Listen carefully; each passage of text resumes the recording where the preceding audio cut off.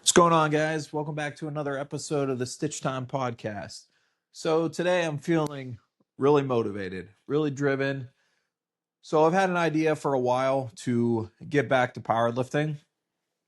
I was a competitive powerlifter for over 10 years. I actually competed in Las Vegas three times at the World Championships for the Wobble Federation. I've competed in quite a few weight classes now.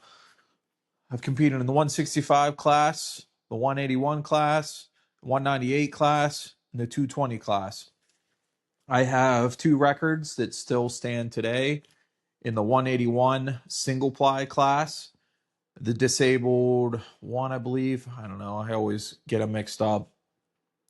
And that bench was a bench press of 303 pounds, which I set in, I believe it was 2015 at Wobble Worlds in Las Vegas. And then my biggest press in single ply, which is 402.2, I set in 2019 in the 220 class. So I've been having this idea for a while. And growing up, I really never got the chance to do any sport or compete at anything. It was just never really an option, I guess you could say. I lived in the country. In order for me to do any disabled sport, I would have had to have gone to Pittsburgh, which would have been an over an hour drive, and it just didn't make sense growing up. And I never really thought that it was an option until I was, I believe, 14 or 15. I got into competitive shooting. I was a competitive shooter, rimfire shooter. We shot 25 and 50 yards. And I did that for, I believe, 6 or 7 years up until I think it was my first or second year of college. And then I stopped. It was more because of the cost of it. And I was really good at it. I was at one point at nationals. I was, I think, number 7 in the nation. My best score was, I think, a 587 out of 600, which was pretty good. Yeah, so I did that, and then I got into powerlifting. I powerlifted on and off for a little bit. I went real hard in it for a while, and then I found RC racing.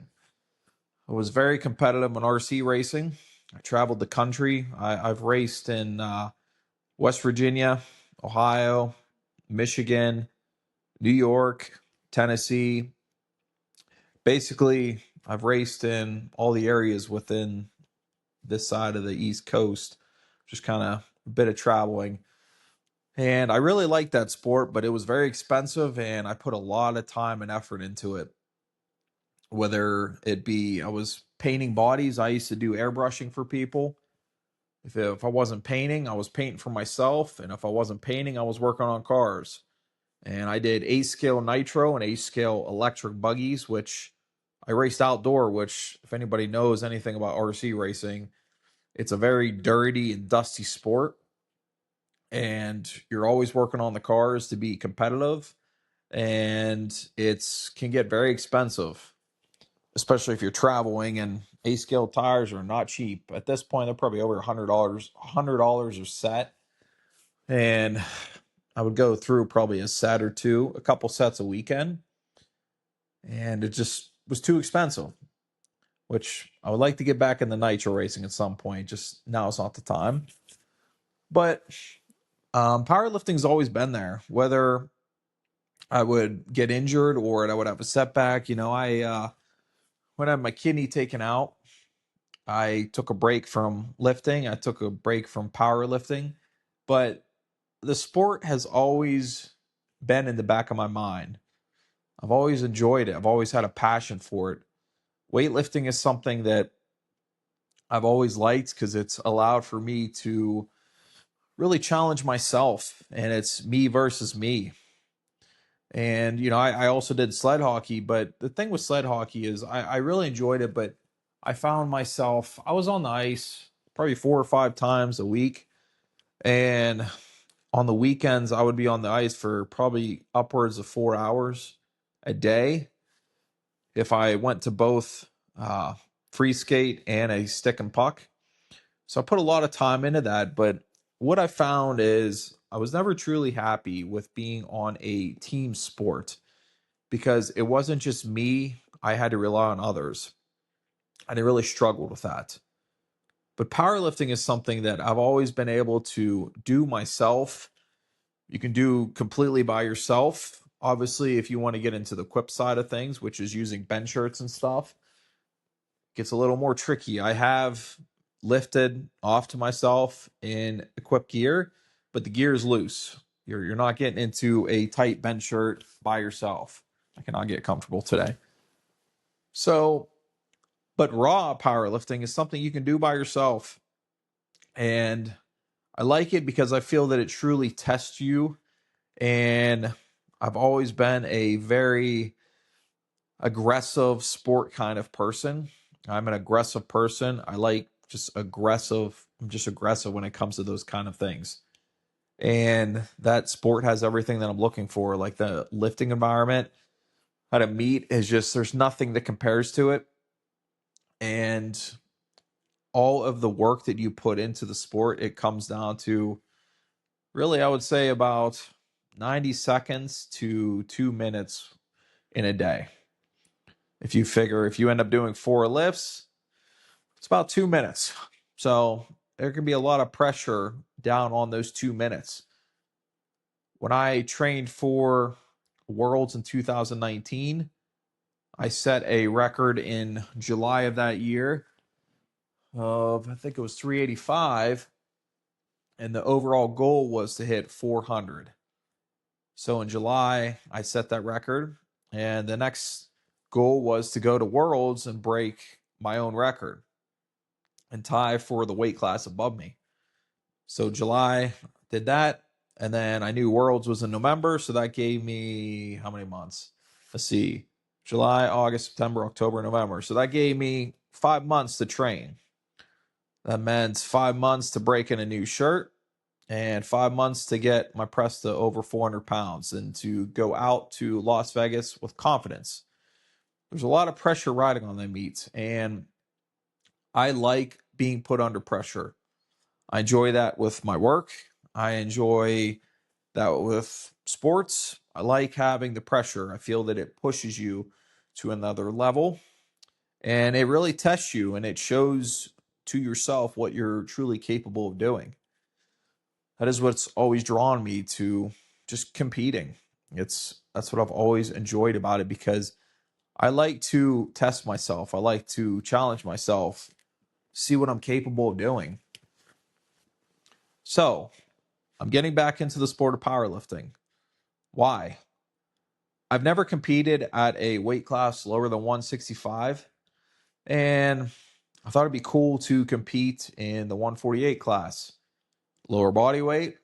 Obviously, it means my press is going to be way lower. And up until probably a month ago, my chest days have been getting weaker and weaker. And I knew that was going to happen with losing weight and with as much cardio I was doing. I'm currently also in a goal of continuing to work out every day for 365 days, which I will continue to do that until August 22nd. But with me adding in training for a meet, that means I'll have to alter some things. Cardio, I will have to completely back off. Maybe do a little bit, but almost none. Working out daily, I am going to have to make sure that I'm changing up my workouts. Basically, that means I will completely remove all shoulder training because I will get enough shoulder training between doing biceps and all of my benching days. There's a lot of pressure on the shoulders whenever you're benching. I have brought my grip in over the last couple months just because all the pressure on my shoulders and working out daily, you have to find different ways to recover and how I can take some pressure off of my shoulders. So I'm going to compete in the 148 class. I don't have a meet set yet, but there's a meet in August I'm looking at. which would be pretty soon. But I feel there's enough time if I make some quick changes that I could definitely make that happen. The next meet that I was eyeing up was in October, and there's one in December. So who knows? Maybe I'll do all three. Maybe I'll do one of them. But the goal is to do another raw meet in the 148 class. I'm not worried about records. I'm not worried about anything else but myself. And that's the beauty of the sport of powerlifting. Because sometimes you're chasing your own records and you don't have to worry about anybody else, or you don't have to worry about chasing a record that somebody else set.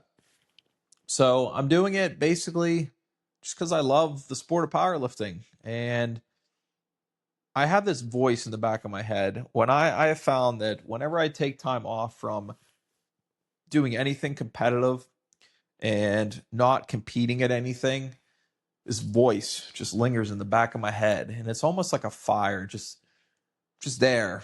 I just have a fire burning, that drive to want to compete. And I talked to my buddy Guy about this in my last episode of the podcast.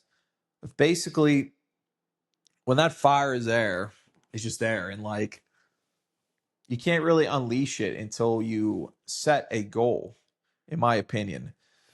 And that fire really comes out, that drive really comes out when you put something on the books. When you say, on this day, I'm going to go compete at this, whatever it may be. When I race RC cars, when I traveled to Tennessee, I went to one of the biggest races, honestly, in the world. There was over 800 entries.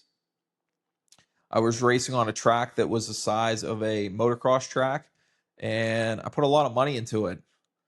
But basically, I've selected the meet, and once you put something on the books, it completely changes your mindset.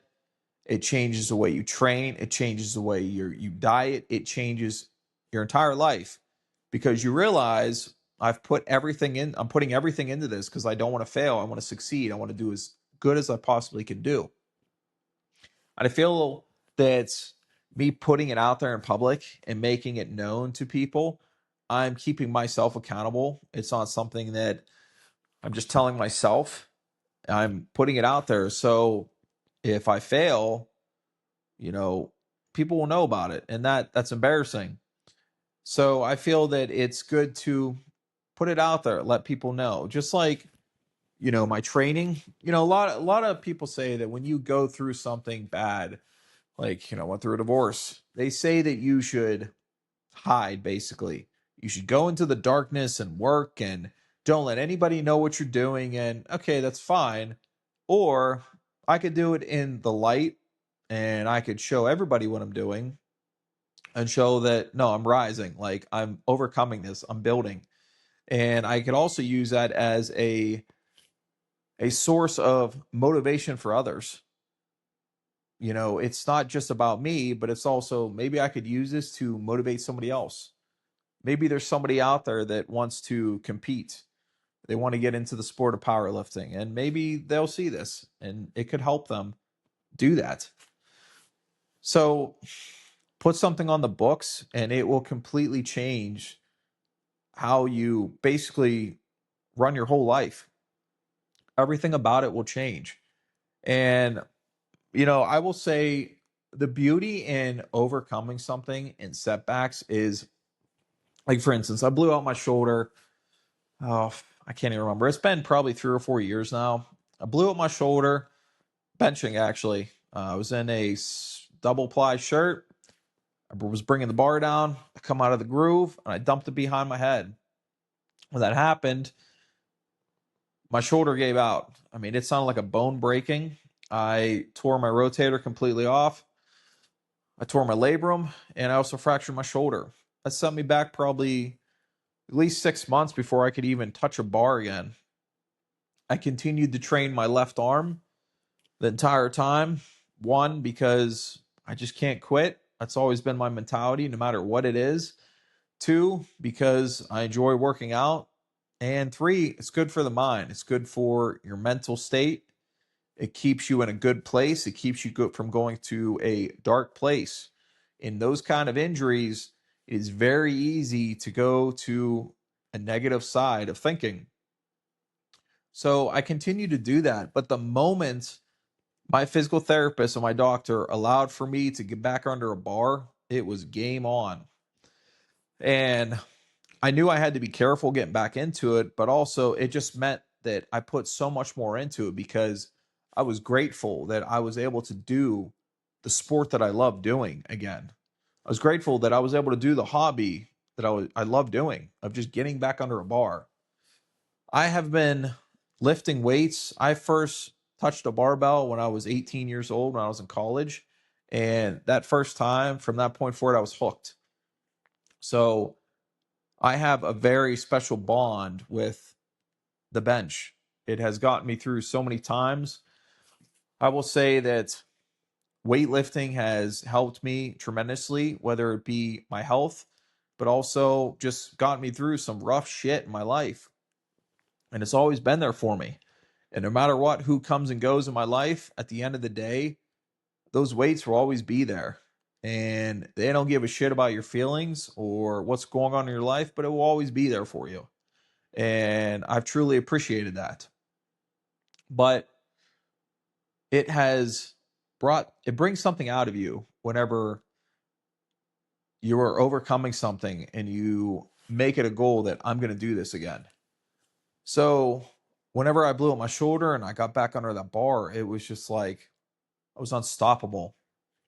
And it was honestly an emotional moment for me because, I lived in a retirement home for a month and I didn't know if I'd ever get back to powerlifting. I didn't know if I'd ever get to lift weights again, to get back under a bar like that. So it was a really special moment for me. But that changed everything. It changed my entire way of thinking. And all I could think about, even going to work, was lifting some weights. Like I will say, whenever I'm passionate, and like that passion has come and gone, probably about a month ago, I started to lose that passion. And I was really worried about losing weight, which I'm still in that state of losing weight. But I've made changes to bring that passion back, to bring the passion that I have for weightlifting and being in the gym back. I made adjustments to the amount of cardio I was doing, the amount of sleep I was getting, the amount that I was in the gym. I've made changes so that that passion and that fire is still there. And when I brought that back, it was like a spark was ignited. I think first it started with me realizing that I was at the lightest weight that I've been in probably 10 years, at least 10 years, probably closer to 15 to be honest. And I brought that spark back, and then I noticed it was building. And then I went to a meet. I went to a powerlifting meet a few weeks ago just to meet up with some old friends and lifting buddies. And then it was building a little more. And then I did a podcast with my buddy Guy last week, and it built even more. And I decided to make some changes in the way I was training a couple weeks ago. And I noticed I felt better under dumbbells and getting back under a bar, and it built even more. But basically what I'm trying to say is, like, every time I made a change in my life, I have gotten closer and closer to something that I truly am passionate about doing. And here I am today. I just finished up a bench session, and I'm considering today week 1 of preparing for a powerlifting meet. Now, preparing for a powerlifting meet, step 1, like I said, pick a meet. You got to know what you want to train, what meet you want to do. If you're just starting out, it's very simple. You don't need to really do anything crazy. Basically, pick a meet, and I recommend finding a gym that is familiar with powerlifting, or try to find somebody that is familiar with powerlifting that has some experience under their belt, and try to spend some time around them. You will be surprised the amount of knowledge you will learn in, honestly, a month of being around that person. Pick a meet and then begin training. The internet can definitely be beneficial, But also there's so much opinion out there, including myself. I have opinions on different shirts and techniques and this and that. But, really try to find somebody who knows what they're doing. But for me, I've picked a meet, and every week I basically take my training week by week. That's the way I've done it for a while, because I've noticed that programs come and go. They change very quickly, especially with me, because everything I do is based around my upper body. It's not like I can be like, I'm not benching today, I'm going to train squats. There is no squatting. There is no deadlifting. So everything is based around the bench. So from week to week, I have to change what I'm doing.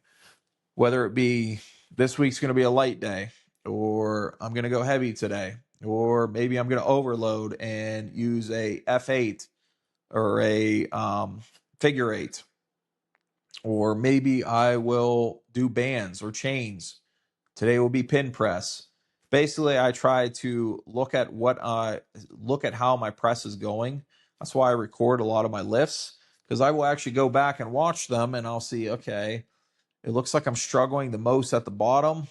Then I need to work on doing 1 inch pauses, or do a low pin.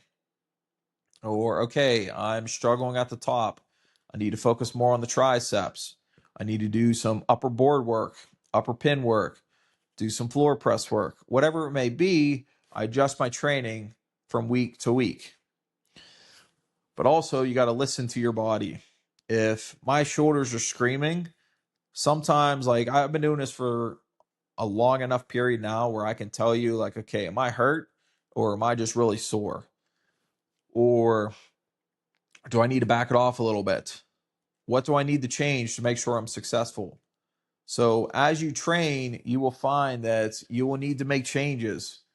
And along with this training process, you will find that you're going to have setbacks. You're going to have days where the weight's just not going to move. And you're going to have days where you're going to come in, the weight's going to fly off your chest. But whatever you do, don't let that get to you. Don't let it frustrate you, because that will only, it doesn't help. So try to remove your emotions from it and just understand that that is part of the process to being successful. So that's a little bit about how I would go about getting back into doing a meet or getting started. I'm so excited for this, and I hope you look forward to following me along my journey. And till next time, guys, adapt, overcome, and conquer. Later.